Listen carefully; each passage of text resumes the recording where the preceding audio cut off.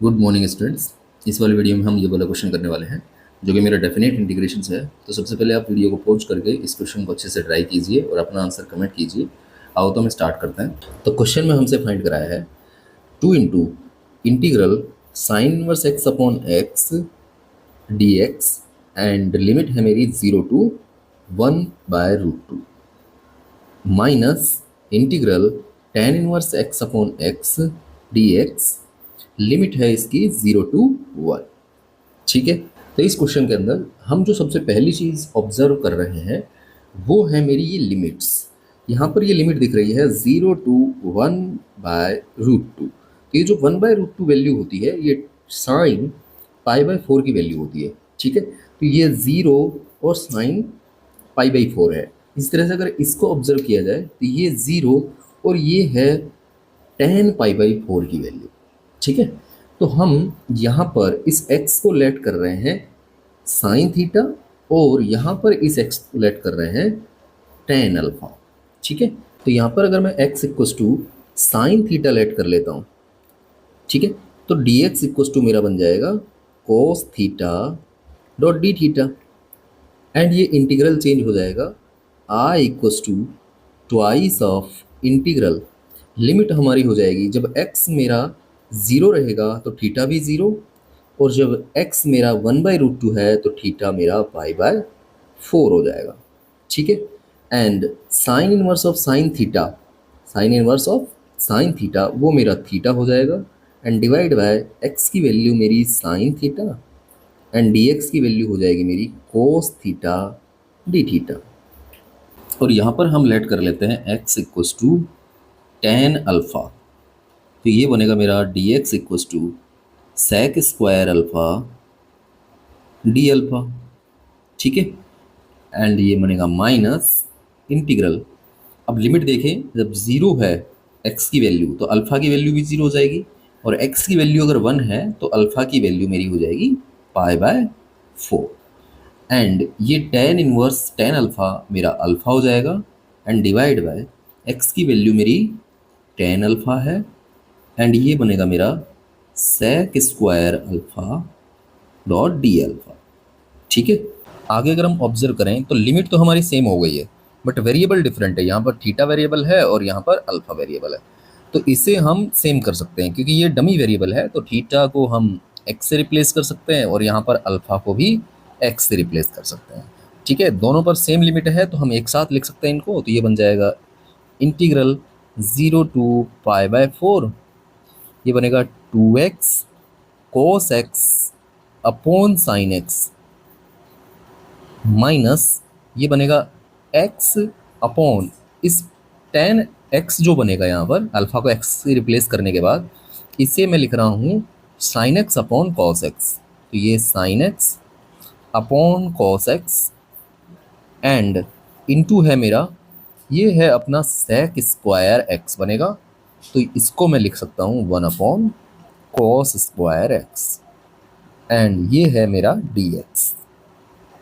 ठीक है।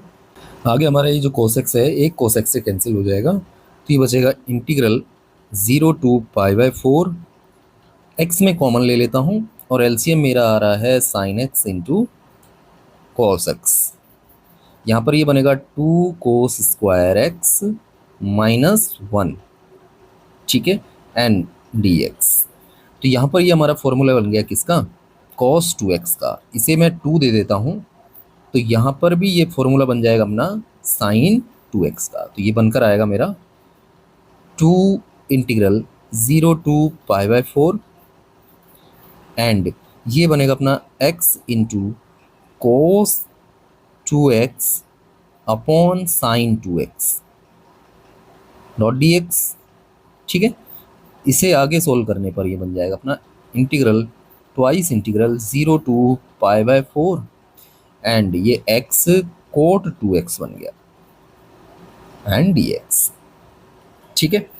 अब बस इसको इंटीग्रेट करना है। तो इंटीग्रेशन के लिए यहाँ पर एक एल्जेब्रिक फंक्शन है एक ट्रिग्नोमेट्रिक फंक्शन है। तो यहाँ पर हमें इंटीग्रेशन बाय पार्ट्स लगाना पड़ेगा।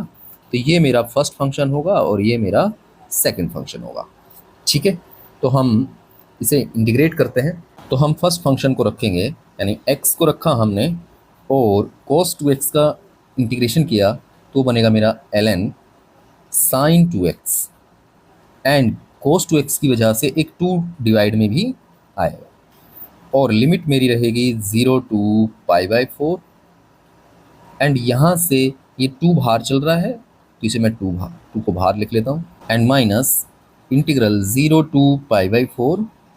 अब हमें करना है इस x का तो डिफ्रेंशिएशन करना है तो 1 बनेगा और cot 2x का इंटीग्रेशन करना है तो ये बनेगा ln sin 2x एंड इस 2x की वजह से एक 2 डिवाइड में आएगा एंड इसका वापस से इंटीग्रेशन करना है विद रेस्पेक्ट टू x। आगे हमें इसके अंदर यहाँ पर लिमिट अप्लाई करनी है तो ये बनेगा अपना ट्वाइस ऑफ, सबसे पहले मैं अपर लिमिट पुट करूँगा तो ये π/4 अगर यहाँ पर पुट किया तो ये बन जाएगा मेरा π/2। तो साइन π/2 की वैल्यू मेरी 1 होती है तो ln 1 मेरा क्या हो जाएगा 0। ये 0 माइनस यहाँ पर अगर मैं 0 पुट करता हूँ तो ये तो 0 बनेगा इनटू ये बनेगा ln sin 0। तो sin 0 मेरा 0 होता है तो ln 0 मेरा माइनस इन्फिनिटी हो जाता है तो ये 0 इंटू माइनस इन्फिनिटी की फॉर्म बन रही है तो यहाँ पर हमें लिमिट अप्लाई करनी पड़ेगी। तो इसे मैं अलग से सोल्व कर लेता हूँ तो ये बनेगा limit x tending to 0 ln sin 2x और ये जो x लिखा है इसे मैं डिवाइड में लिख लेता हूँ तो ये बनेगा अपॉन 2/x। तो अब देखा जाए तो ये बन रहा है इन्फाइनाइट अपॉन इन्फाइनाइट की फॉर्म। तो यहाँ पे एल हॉस्पिटल रूल लगा देते हैं हम।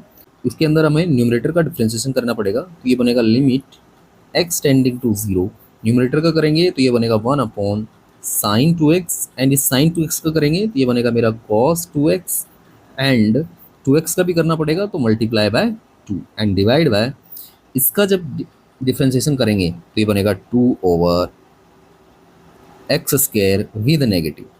ठीक है, अब यहाँ पर ये मेरा 2 से 2 कैंसिल हो गया।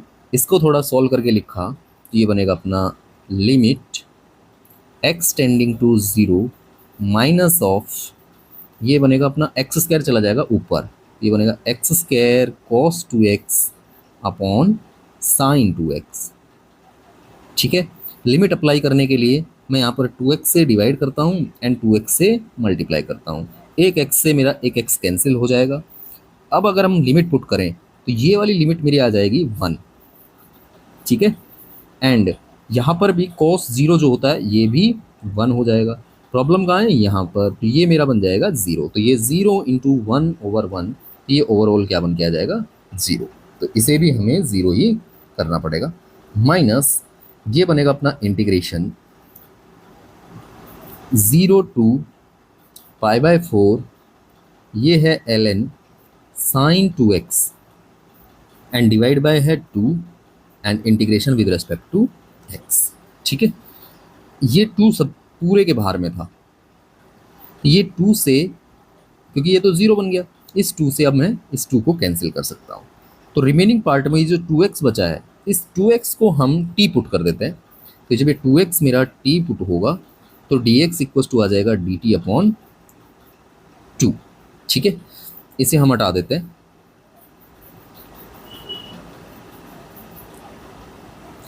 आगे ये बनेगा अपना माइनस ऑफ इंटीग्रेशन, तो हमें लिमिट भी चेंज करनी पड़ेगी। अब x अगर मेरा 0 है तो t कहाँ पर जाएगा, 0 पर ही जाएगा, और x मेरा π/4 है तो t मेरा π/2 पे जाएगा। तो ये बनेगा ln sin t into dt upon 2। ठीक है, तो इस 1/2 को मैं बाहर रख लेता हूँ। अब अगर इसको देखा जाए तो ये हमारा एक स्टैंडर्ड रिजल्ट है। ठीक है, इसकी वैल्यू होती है मेरी, ये हो गया -½ ऑलरेडी है, और इसकी वैल्यू है मेरी -k π/2 ln 2 होती है। ठीक है, सभी लोग इसको याद रखते हैं इसलिए आप भी याद रखना। तो ये आगे बनेगा अपना π/4 ln 2। तो ये हमारा राइट आंसर हो गया इस क्वेश्चन का। तो ऑप्शन नंबर बी हमारा करेक्ट है। अगर आपको वीडियो अच्छा लगा हो तो please like share and subscribe my channel. Thank you for watching this video.